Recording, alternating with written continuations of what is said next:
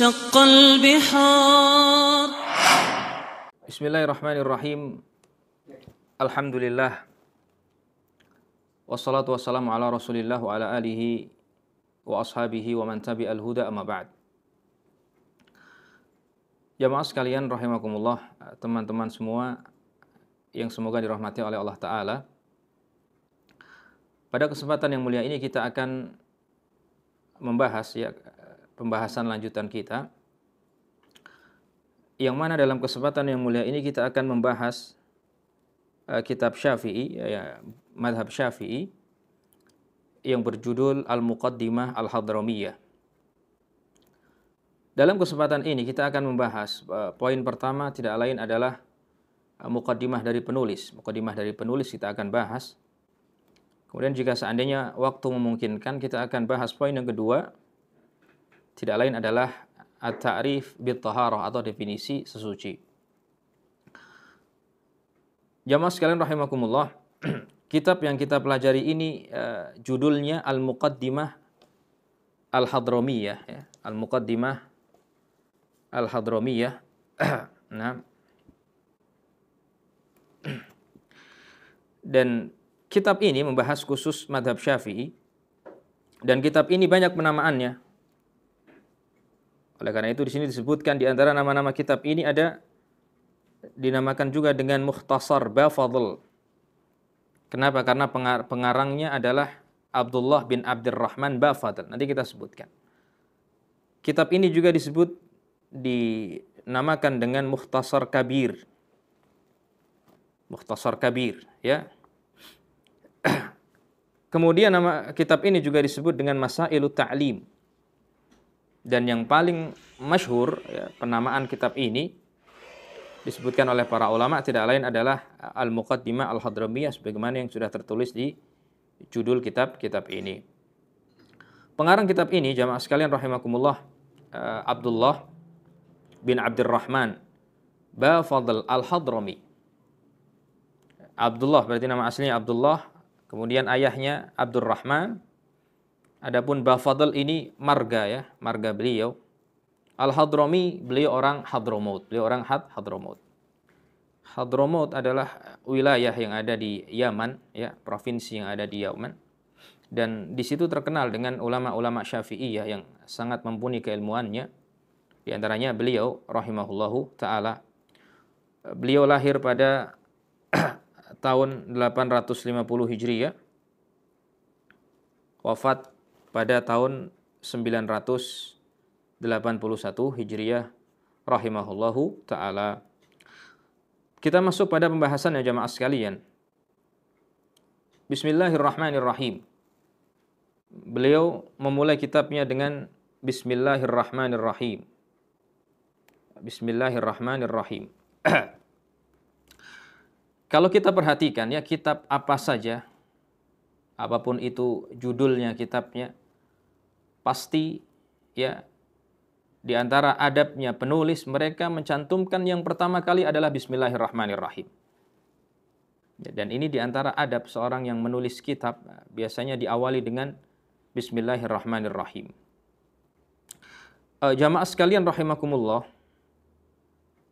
saya akan menyebutkan di sini faidah kenapa penulis itu sering memulai kitabnya dengan Bismillahirrahmanirrahim. Di sini sudah saya tuliskan, ya. Limadza bada'al muallifu bil basmalah.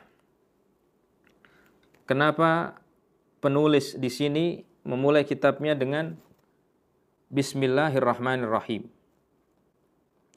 Yang pertama yang saya sebutkan di sini, yang pertama, iqtidaan bi kitabillah, karena meniru kitab Allah Subhanahu wa taala, yaitu Al-Qur'an, ya, karena meniru Al-Qur'an. Ya, meniru Al-Qur'an. meniru Al-Qur'an. Al-Qur'an dimulai dengan Bismillahirrahmanirrahim, oleh karena itu para penulis mereka memulai kitabnya dengan Bismillahirrahmanirrahim. Yang kedua jamaah sekalian, ini saya tuliskan di sini li hadis. Karena ada hadis dari Nabi Muhammad SAW Nabi Shallallahu Alaihi Wasallam bersabda, kullu amrin dzibalin la yubda'u bil basmalati fahuwa abtar. Beliau mengatakan, ya, setiap perkara yang tidak didahului dengan bismillahirrahmanirrahim, setiap perkara dzibal ini disebutkan oleh para ulama sesuatu yang memiliki nilai dalam syariat. Dzibal itu artinya sesuatu yang memiliki nilai dalam syariat, yuhtammu bihi syar'an, diperhatikan oleh syariat. Dan menulis kitab tentu semua sepakat ini adalah perkara yang baik dalam syariat. Sehingga dalam hadis mengatakan setiap perkara yang ada nilainya dalam syariat tidak dimulai dengan bismillah, maka perkara tersebut abtar. Abtar itu artinya disebutkan oleh para ulama qalilul barakah. Ya, qalilul barakah. Nah, qalilul barakah, keberkahannya sedikit. Ya, keberkahannya sedikit. Keberkahannya sedikit. Berarti kalau kita ingin ya perkara yang kita lakukan itu banyak berkahnya, maka tentu kita memulai perkara yang baik-baik dengan apa? Dengan bismillahirrahmanirrahim. Nah, akan tapi perhatikan di sini para ulama berselisih pendapat tentang hadis ini. Sebagian mendoifkan, sebagian mensahihkan, di antaranya Al-Imam Nawawi rahimahullahu taala. Oleh karena itu, para ulama mengatakan ya afdalnya, yang terbaik, kalau seseorang ingin berdalil memulai kitabnya dengan bismillah, maka afdalnya dia berdalil dengan dalil riwayat Bukhari yang tentunya disepakati kesahihannya. Apa bunyi hadisnya? Saya tuliskan di sini. Anna Nabiyya sallallahu alaihi wasallam, ya, anna Nabiyya kataba ila Qaisar yad'uhu ilal Islam. Ini dari Ibnu Abbas, ya, sahabat Ibnu Abbas mengatakan Nabi itu kalau mau menulis surat kepada seorang raja zaman dahulu, dan ketika Nabi ingin mendakwakan Islam kepada mereka, maka Nabi menulis surat. Ya, maka Nabi menulis surat. Fa idza fihi Muhammad Abdullahi wa rasuluh.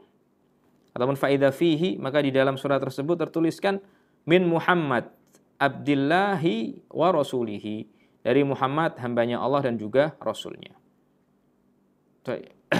Intinya ya, jamaah sekalian, Ibnu Abbas mengatakan, jika Nabi menulis surat kepada mereka raja-raja zaman dahulu, pasti di dalam suratnya tertuliskan bismillahirrahmanirrahim.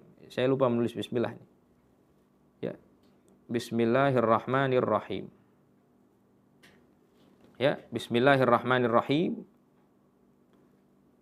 Nah, kemudian setelah itu min Muhammad Abdillahi wa rasulihi, dari Muhammad hambanya Allah dan juga apa? Rasulnya. Hadisnya riwayat Bukhari dan sahih. Ila Hiraql adimir Rum.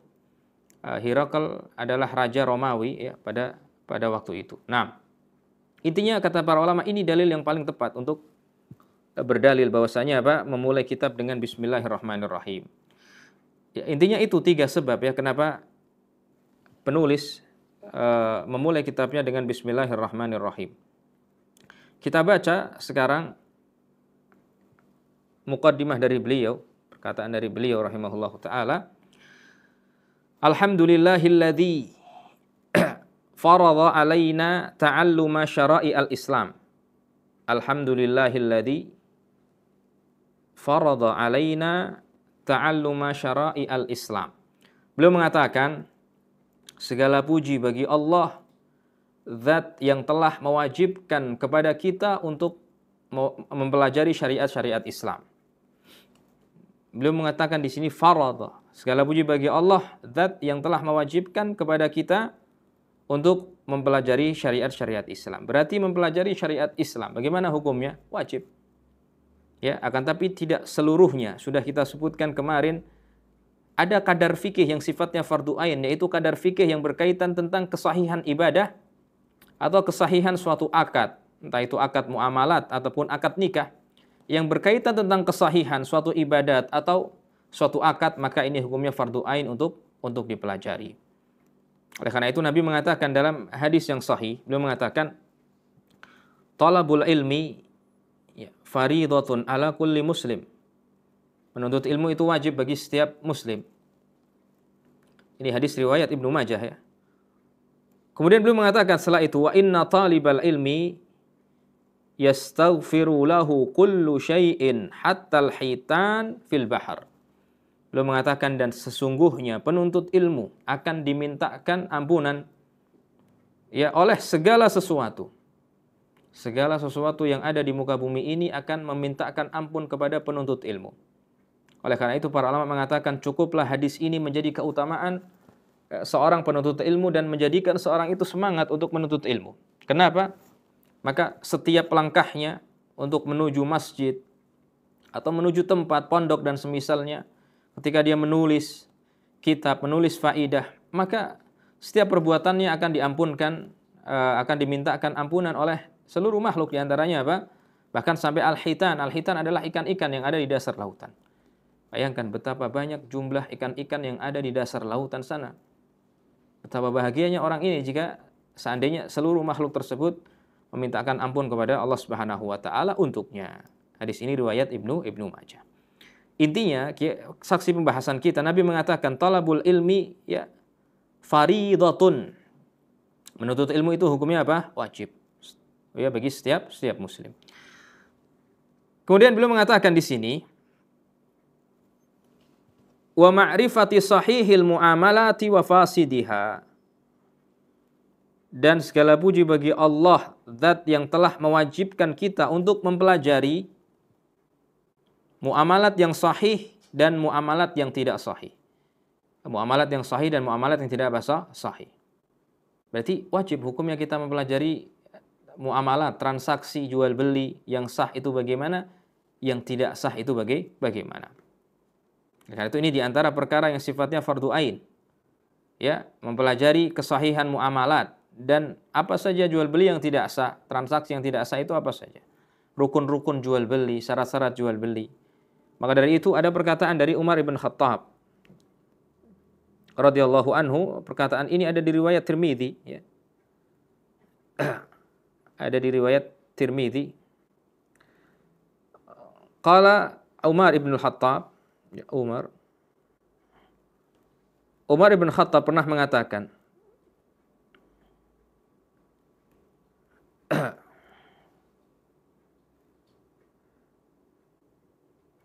Umar bin Khattab pernah mengatakan Taib la yabi'u fi suqina hadza man tafaqqaha fid din. Beliau mengatakan ya di sini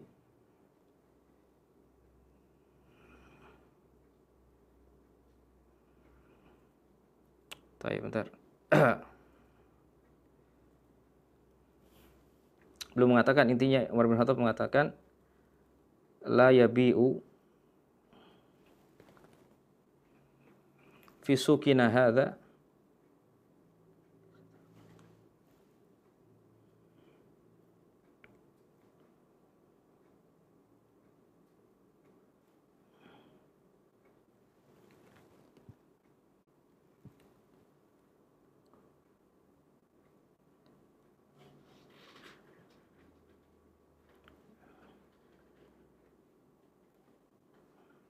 man laisa tafaqqaha fid din.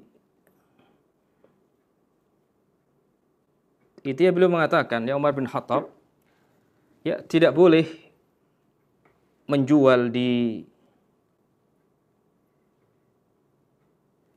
tidak boleh menjual di pasar kami, tidak boleh menjual di pasar kami, tidak boleh jualan di pasar kami orang yang tidak paham dalam masalah apa, masalah agama. Maksudnya masalah agama di sini masalah jual beli. Ya, masalah apa? Masalah jual beli. Jadi Umar pada zamannya sangat keras dengan orang-orang yang dengan orang-orang yang dia sembarangan dalam jual beli ya. tidak mengetahui fikihnya, akan tapi dia sudah berani jual beli. Ini menunjukkan bahwasanya mempelajari fikih jual beli hukumnya apa? Hukumnya fardu ain. Terlebih-lebih orang yang ingin berkecimpung dalam jual beli, dia harus tahu syarat-syaratnya. Apa saja jual beli yang tidak sah, yang rusak dan semisalnya. Nah, li ta'rifil halali wal haram, kata beliau mengatakan di antara inti dari belajar fikih, beliau mengatakan li ta'rifil halali wal haram. Di antara inti kenapa Allah mewajibkan kita untuk mempelajari fikih, agar seseorang mengetahui halal dan haram. Ya, li ta'rifil halali wal haram, agar seseorang mengetahui mana yang halal, mana yang haram. Dan ini inti dari kita belajar fikih. Jangan sampai ya kita memakan harta, sesuatu harta misalkan, akan tapi ternyata harta tersebut haram. Bukankah satu suap harta yang haram yang kita makan kemudian tumbuh menjadi daging, disebutkan oleh sebagian riwayat, fannaru aula lahu, maka neraka lebih layak bagi dia. Ini satu suapan, bagaimana dengan 2 suapan, 3 suapan? Dalam hadis juga disebutkan, jamaah sekalian, Nabi pernah mengatakan, la tazulu qadama abdin yaumal qiyamah hatta yus'ala, tidak akan bergeser kaki seorang hamba sampai dia ditanya tentang 4 perkara. Di antara perkara tersebut, an malihi, dari hartanya, min aina iktasabahu, dari mana dia dapatkan. Apakah dia dapatkan dari cara yang haram atau tidak? Maka agar kita mendapatkan harta yang halal, caranya kita harus mengetahui fikih jual beli yang halal bagaimana, ya, agar harta yang kita dapatkan halal. Ini akan ditanya sama Allah, ya, apakah harta kita itu kita dapatkan dengan cara yang halal atau tidak. Wa fima anfaqahu, dan kemana dia infakkan. Nah, sehingga ini inti tujuan belajar fikih, kita mengetahui halal haram. Halal kita boleh lakukan, haram maka kita jauhi. Dan tidak hanya dalam masalah muamalat, ya. Dalam masalah ibadah seperti sholat dan semisalnya, maka kita harus tahu mana yang halal, mana yang haram. Nah, kemudian beliau mengatakan waja'ala ma'ala, ya, waja'ala ma'ala man alima dzalika wa amila bihi al-khuluda fi daris salam.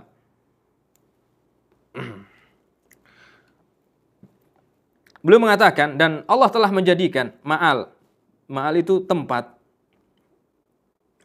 man alima dzalik, orang yang mengetahui hal tersebut. Dzalika kembalinya kepada tadi, ya, mengetahui ilmu fikih tadi.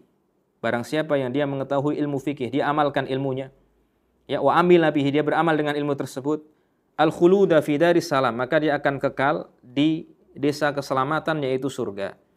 Surga sering dijuluki oleh Allah Subhanahu wa taala dengan Darussalam. Dalam surat Al-An'am ayat 127 Allah mengatakan lahum darussalami inda rabbihim wa huwa waliyuhum bima kanu ya'malun. Ya. Bagi mereka adalah Darussalam, desa keselamatan.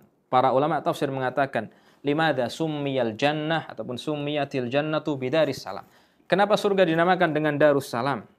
Karena di surga adalah tempat keselamatan dari kesengsaraan, musibah, kesedihan dan sesuatu yang buruk.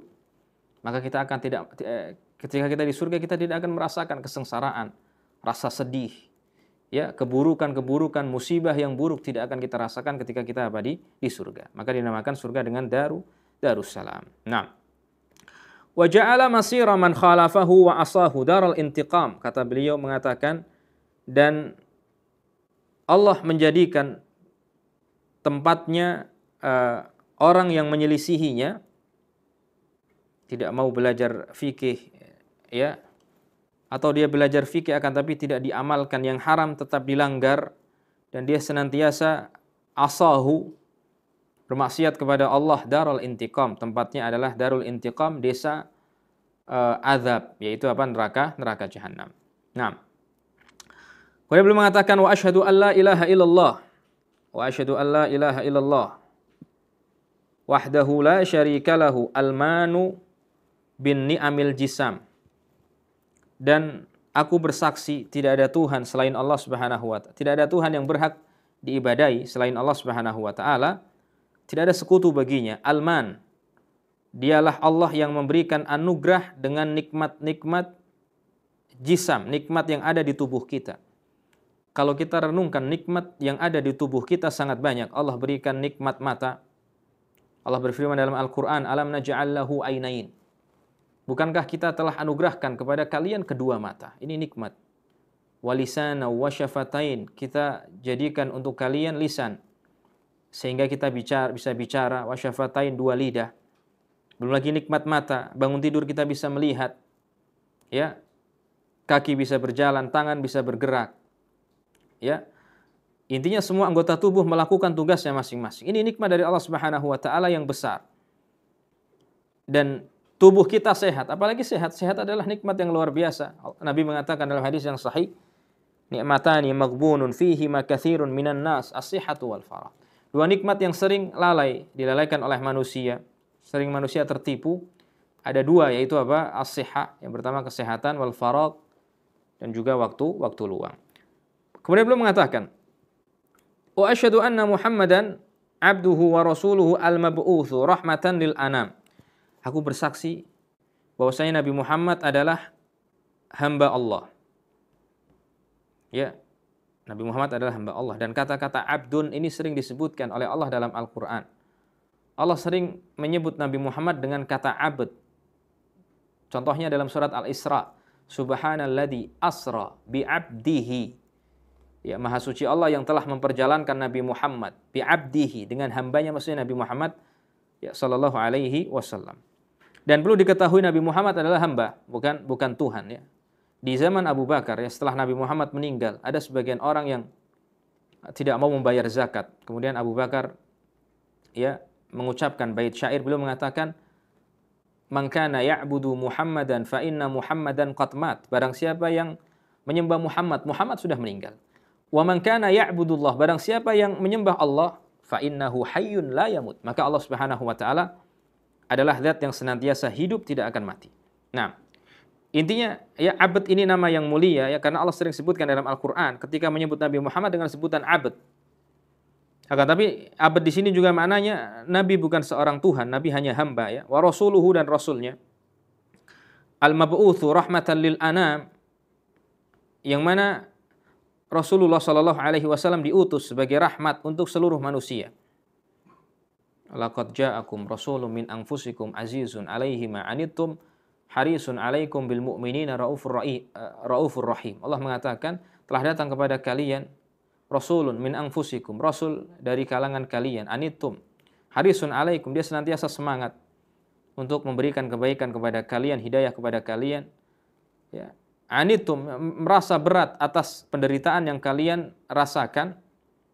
Di akhir ayat Allah mengatakan wabil mu'minina raufur rahim, kepada orang yang beriman maka Nabi Muhammad adalah orang yang rahmat, kasih sayang. Oleh karena itu dijuluki dengan rahmatan lil anam, kasih sayang kepada seluruh manusia. Dan kasih sayang Nabi ini luar biasa ya. Kalau kita baca hadis-hadis, maka sangat banyak sekali yang menunjukkan bagaimana kasih sayang Nabi Muhammad SAW kepada umatnya ya. Contohnya dalam hadis telaga Al-Haud ya, Nabi mengatakan ana faratukum alal haud, saya tunggu kalian wahai umatku di telagaku. Ini menunjukkan bahwa Nabi kita sayang dengan kita, rahmat dengan kita ya, sehingga sampai-sampai Nabi rela menunggu kita di haud ya, di haud. Dan ketika di sirat juga Nabi menunggu kita, bahkan berdoa Allahumma sallim sallim, ya Allah selamatkan umatku ya, selamatkan apa umatku. Sallallahu alaihi wasallam wa ala alihi wa sahbihil bararatil kiram. Semoga salawat dan salam ya tercurahkan kepada Nabi Muhammad sallallahu alaihi wasallam. Baik. Salawat itu ada 3. Salawat itu ada 3 ya. As-salawat, as-salawat, salawat itu ada 3. Ya, salawat ada 3. Yang pertama, jika salawat tersebut minallah, minallah dari Allah. Yang kedua, minal malaikah. Salawat terkadang datangnya dari malaikat. Yang ketiga, minal adamiyyin. Minal adamiyyin yaitu manusia. Nah, Salawat ada 3 jamaah sekalian. Yang pertama minallah dari Allah, yang kedua minal malaika dari malaikat, yang ketiga minal adamiyyin. Minallah, maka para ulama mengatakan artinya rahmatun. Minallah rahmatun. Maka jika seandainya datangnya dari Allah, salawat tersebut maka artinya rahmat ya. Artinya apa? Rahmat. Nah, berarti Allah sedang merahmati Nabi Muhammad. Berarti kalau Allah bersalawat kepada Nabi Muhammad, artinya Allah sedang merahmati Nabi Muhammad. Dan 3 macam salawat ini disebutkan dalam Al-Quran. Innallaha wa malaikatahu. Innallaha sesungguhnya Allah. Wa malaikatahu. Dan malaikat-malaikat Allah. Innallaha wa malaikatahu yusalluna 'alan nabi. Mereka bersalawat kepada Nabi, Allah dan malaikat. Ya ayyuhalladzina amanu, wahai orang-orang yang beriman. Berarti ada 3 yang bersalawat. Imma Allah ada kalanya Allah, ataupun malaikat. Yang ketiga adamiyyin. Ya, adamiyyin yaitu manusia. Kalau salawatnya dari Allah, maka artinya rahmat. Kalau dari malaikat, itu artinya disebutkan oleh para ulama al-istighfar. Al-istighfar. Al-istighfar berarti malaikat sedang memintakan ampun kepada Nabi Muhammad sallallahu alaihi wasallam. Kalau dari adamiyyin, artinya kata para ulama ad-du'a. Ad-du'a. Berarti kita sedang mendoakan kepada Nabi Muhammad sallallahu alaihi wasallam secara umum. Bedanya kalau sama malaikat, malaikat mendoakan ampunan ya kepada Nabi Muhammad. Akan tapi kalau salawat kita kepada Nabi Muhammad itu doa secara umum. Dan itu kerendahan hati kita karena Nabi Muhammad adalah Rasul kita. Ya, maka kita agungkan dengan apa? Dengan salawat. Itu artinya kita mendoakan kepada Nabi Muhammad sallallahu alaihi wasallam. Wa ala alihi wa sahbihi al-bararatil kiram. Kemudian beliau menegaskan setelahnya melanjutkan, dan semoga salawat juga tercurahkan kepada keluarga Nabi.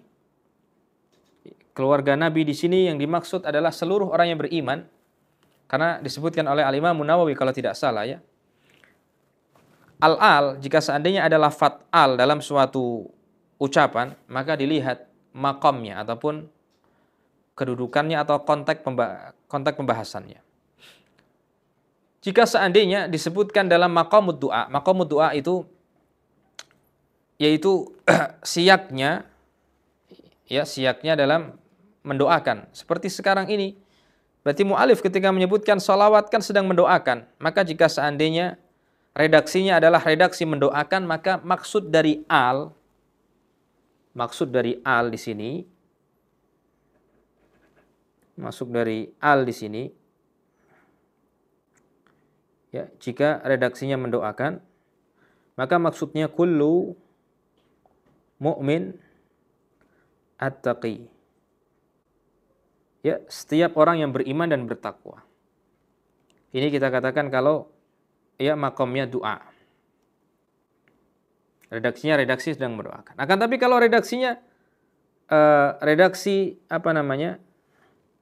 Misalkan disebutkan kata-kata al di bab zakat misalkan atau bab ghanimah misalkan. Disebutkan di sini. Kalau disebutkan dalam babul ghanimah misalkan. Babul ghanimah. Apa maksudnya keluarga Nabi yang dimaksud dalam bab ghanimah? Ghanimah rampasan perang ya. Atau bab zakat disebutkan kata al. Maka maksudnya adalah mu'minu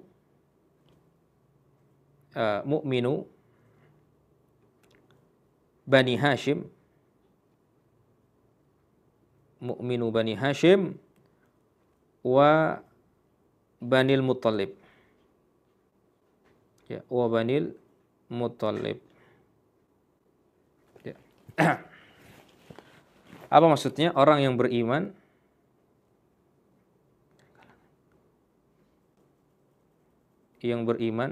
harus ada berimannya dari kalangan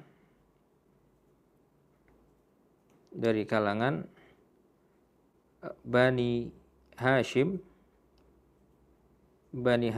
dan Muttalib. Dan ya Muttalib. Nah, ini makna al ya, makna al. Makna Salawat kepada keluarga Nabi. Kemudian wasahbihi, salawat juga kepada sahabat Nabi. Sahabat Nabi didefinisikan oleh Al-Imam Al-Khattabi rahimahullahu taala, beliau mengatakan man laqiyan nabiyya sallallahu alaihi wasallam. Syaratnya ada 3. Barang siapa yang bertemu dengan Nabi Muhammad sallallahu alaihi wasallam. Syaratnya liqa. Liqa itu bertemu. Berarti ya syaratnya bertemu, tidak harus melihat. Karena ada sahabat yang buta. Ya. Karena ada sahabat apa yang buta. Nah, maka intinya syaratnya bertemu al-liqa, jika dia pernah bertemu Nabi, mu'minan bihi, dan dia beriman kepada Nabi Muhammad sallallahu alaihi wasallam. Wa mata ala dzalik. Kemudian syarat yang ketiga, meninggal dalam keadaan masih beriman kepada Nabi. Wa in takhallalat huriddah, meskipun sahabat tersebut pernah riddah, yaitu pernah murtad. Maka dikatakan itu sahabat. Intinya dia pernah bertemu Nabi dan beriman kepada Nabi, meninggal dalam keadaan masih beriman kepada Nabi, maka ini dinamakan apa? Sahabat. Meskipun pernah murtad. Misalkan sahabat di awal-awal hijrah, ya dia beriman kepada Nabi. Di pertengahan hijrahnya Nabi Muhammad SAW misalkan, di pertengahan dakwahnya Nabi, dia kemudian murtad, keluar dari Islam. Akan tapi sebelum Nabi meninggal, dia sempat masuk Islam lagi, kemudian beriman kepada Nabi lagi, maka dikatakan sahabat. Kemudian jemaah sekalian, al-bararatil kiram, disifati di sini sahabat, kata beliau adalah orang yang baik, al-kiram, dan juga orang yang baik, yang mulia. Nah, wa ba'du, beliau mengatakan wa ba'du. Wa ba'du ini namanya kalau dalam bahasa Arab kalimatu faslil khitab. Ya. Kalimatu faslil khitab. Apa maksudnya? Kalimat pemisah antara muqaddimah dan juga inti kitab. Berarti di atasnya wa ba'du berbicara tentang muqaddimah. Di bawahnya wa ba'du maka akan berbicara tentang inti isi kitab. Lah kata beliau mengatakan setelah itu menjelaskan inti maksud dari apa kitab tersebut. Beliau mengatakan fahada mukhtasarun la budda likulli muslimin min ma'rifatihi au ma'rifati mithlihi. Beliau mengatakan kitab ini kitab yang ringkas, definisi ringkas disebutkan oleh para ulama, maqalla lafduhu, yang lafadznya sedikit, wa katsura ma'nahu, akan tapi maknanya banyak. Maka kitab yang ringkas ini la budda likulli muslimin, wajib bagi setiap muslim mengetahuinya, min ma'rifatihi au ma'rifati mithlihi, atau mengetahui yang semisal seperti kitab ini yang membahas tentang fikih-fikih yang sangat penting. Fayata'ayyanu, kata beliau, al-ihtimamu bihi wa isya'atuhu. Wajib bagi seseorang ihtimam, memperhatikan kitab ini, wa isya'atuhu, dan juga untuk memperluas kitab ini, ya, mendakwahkan kitab yang berbicara tentang fikih yang sangat penting. Fa'as'alullahal karima, aku berdoa kepada Allah Subhanahu wa taala Al-Karim, yang maha mulia, an yanfa'a bihi, agar Allah memberikan manfaat dengan kitab tersebut. Dan alhamdulillah kitabnya bermanfaat jamaah sekalian. Kitab ini dipelajari ya di Yaman, bahkan setiap madrasah yang mengajarkan fikih Syafi'i, kitab ini menjadi tangga yang paling pertama untuk mempelajari fikih Syafi'i. Ya. Menunjukkan bahwasanya kitab ini sangat bermanfaat, dan beliau diijabahi doanya oleh Allah Subhanahu wa taala. Tidak hanya di Indonesia, ya, tidak hanya di Indonesia, di Yaman, bahkan di Mesir juga mempelajari kitab ini. Intinya kaidahnya jamaah sekalian, kalau kita ingin bermanfaat ilmu kita, ikhlas. Ya, oleh karena itu ada perkataan para ulama, ya, makana lillahi abqa. Ya, atau dalam riwayat yang lain baqiyatun. Apa-apa yang dia niatkan untuk Allah, maka suatu tersebut akan langgeng. Ya, akan langgeng dan akan dikekalkan oleh Allah Subhanahu wa taala. Lihatlah ulama-ulama zaman dahulu, Imam Syafi'i, orang yang sudah meninggal ya dalam waktu yang sangat lama, akan tapi kitabnya masih terkenal. Dan beliau sering disebutkan rahimahullah, semoga Allah merahmati beliau. Lihatlah Imam Nawawi rahimahullahu taala, Imam Ahmad Ibn Hanbal, kitab-kitabnya luar biasa, Musnad Ahmad dan kitab-kitab yang lainnya. Ini menunjukkan bahwasanya mereka sangat ikhlas dalam menuntut ilmu, sehingga kitab mereka kutiba lahumul qabul, dituliskan oleh Allah Subhanahu wa taala penerimaan. sehingga seluruh manusia menerima kitab mereka para ulama rahimahumullahu taala. Wa an yaj'ala jam'i, beliau berdoa dan semoga Allah menjadikan tulisanku ini khalisan, maksudnya ketika aku menulis kitab ini khalisan, saya niatkan ikhlas karena Allah Subhanahu wa taala, liwajhil karim, kepada wajah Allah Subhanahu wa taala yang mulia. Nah, jamaah sekalian rahimani wa rahimakumullah, kita akan membahas sedikit masuk tentang babut thaharah, akan tapi kita tidak masuk sampai ke dalam ya, kita akan sebutkan definisinya saja. Di pertemuan yang selanjutnya insyaallah kita akan masuk pada bab air. Beliau mengatakan di sini babut thaharah, bab sesuci. Para ulama menyebutkan kenapa kebanyakan ulama fikih memulai kitabnya dengan babut thaharah. Apa landasannya? Dikarenakan hadis Nabi bersabda, buniyal islamu ala khamsin. Buniyal islamu ala khamsin. Ini hadis sahih ya. Tidak saya tuliskan secara langsung. Intinya Islam itu dibangun dengan 5 perkara. Yang pertama syahadat. Yang kedua salat. Yang kedua salat, bukan toharah. Akan tapi kenapa para ulama menulis kitab toharah terlebih dahulu? Harusnya kalau sesuai dengan hadis ini, pondasi Islam itu ada 5, rukun Islam ada 5. Syahadat tidak ada kaitannya sama ya ibadah ya. Nah, kemudian yang kedua salat, yang kedua salat. Yang kedua salat, kenapa mereka para ulama memulai kitabnya dengan kitab toharah bukan salat? Karena syaratnya salat itu adalah toharah. Ya, syaratnya salat adalah apa? Toharah, yaitu harus apa? Sesuci. Sehingga kitab yang paling pertama toharah. Kenapa? Karena rukun Islam setelah syahadat adalah salat. Dan salat tidak sah kecuali apa? Kecuali toharah. Nah, kemudian ya, maksudnya tadi syahadat tidak ada kaitannya dengan ibadah, maksudnya tidak ada kaitannya ibadah ibadah lahiriah, ibadah secara zahir ya. Ibadah secara zahir, karena syahadat ini kaitannya sama lisan ataupun hati. Akan tapi ibadah yang sifatnya amaliyah yang dilakukan oleh badan kita seperti salat. Maka dari itu bab yang paling pertama disebutkan toharah. Kenapa? Karena salat tidak sah kecuali harus apa? Dengan toharah. Taib. Definisi toharah singkat saja kita sebutkan definisi oleh Imam Nawawi rahimahullahu taala.